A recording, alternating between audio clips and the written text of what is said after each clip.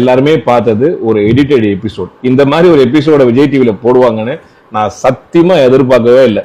நான் ரொம்ப பிஸியா எங்களுடைய வீட்டு திருமண விழாவில் இருந்தேன்.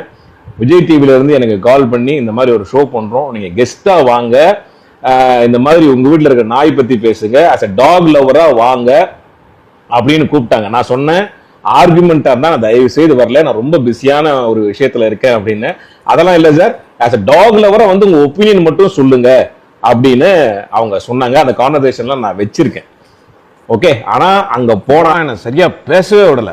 ஸோ என் அன்பான ஒரு வேண்டுகோள் என்ன அப்படின்னா, உங்க எல்லா விருப்பத்தோட விஜய் டிவி நிறுவனத்துக்கு அந்த unedited version of the episode அதை நீங்க போடுங்க.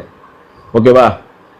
மக்கள் வந்து எவ்வளவு ஒரு துடிப்பா கொந்தளிச்சு என்னென்னமோ கமெண்ட் மேல போட்டுட்டு இருக்காங்க. ஸோ இது வந்து எவ்வளவு எனக்கு எதிராகவும் டாக் லவ்வர்ஸுக்கு எதிராகவும் எவ்வளவு மோசமா அந்த விமர்சனங்கள் போயிட்டு இருக்கு.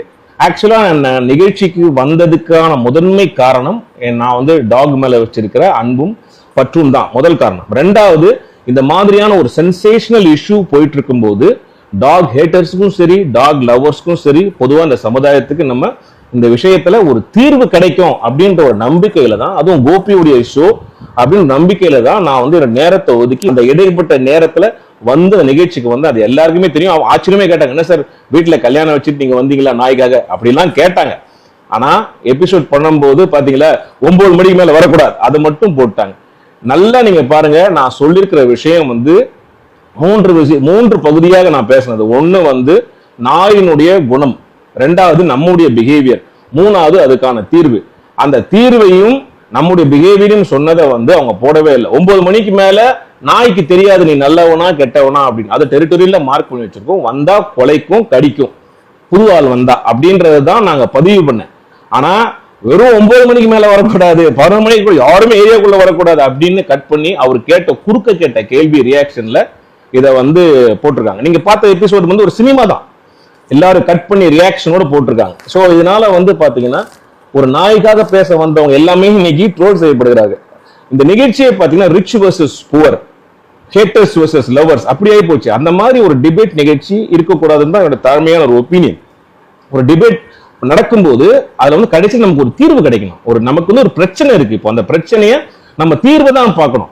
அதை பார்க்காம இந்த நிகழ்ச்சி இந்த மாதிரி ஒரு சென்சேஷனுக்காகவும் ஒரு டிஆர்பிக்காகவும் இந்த நிகழ்ச்சி வந்து நடந்திருக்கும் போது எனக்கு ரொம்ப எனக்கு பாத்தீங்கன்னா ஒரு மன உளைச்சல தான் இருக்கு. மக்கள் நீங்க வந்து தயவு செய்து புரிஞ்சிக்க வேண்டியது என்னன்னா, இந்த மாதிரியான ஒரு நிகழ்ச்சி ஒரு என்டர்டெயின்மெண்ட்டுக்காக கட் பண்ணி ஒரு சென்சேஷனல் இஷ்யூவை வந்து என்டர்டெயின்மெண்ட்டுக்காக பண்ணி மக்களிடையே இந்த மாதிரி ஒரு வன்முறையை தூண்டுறாங்களோ அப்படின்றது எனக்கு ஒரு பெரிய சந்தேகத்துக்கான ஒரு விஷயமா இருக்குது. அதனால இதெல்லாம் வந்து நீங்க பார்க்காம நீங்க வந்து அதே கமெண்ட்ல அதே போடுங்க. விஜய் டிவிக்கு கேளுங்க, கோபி சார்ட்டே கேளுங்க, அன்எடிட்டட் வெர்ஷனை தயவு செய்து போட சொல்லுங்க.